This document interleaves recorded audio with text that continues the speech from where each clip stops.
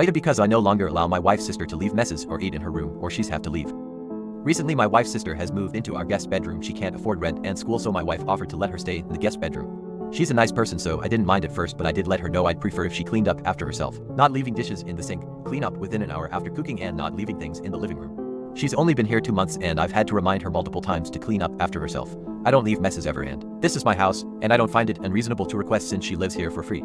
Every time I was met with I'm busy with homework or I'm tired, etc., but that's not my problem.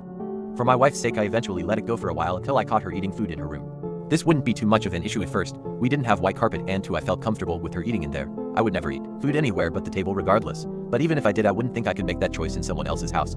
I asked her if she could please only eat at the table. She agreed, but I could tell she was annoyed. A few days ago I was changing out the decorative towels and trinkets in all the bathrooms for Easter. When I got to her room, the room was filthy. If the room was messy it would be annoying but acceptable, but it was disgusting. Clothes on the floor, empty water bottles, makeup wipes on the vanity, etc. How anyone can live like that is beyond me, but the worst part was my perfectly white carpet. There was a fist-sized juice stain on it. I'll admit I completely lost it, and when she got back I yelled at her, which she later said made her feel unsafe, and she has barely left her room. I was just pissed because I specifically asked her to not eat in there for a reason. I've waited years to finally have white carpet just for it to be ruined.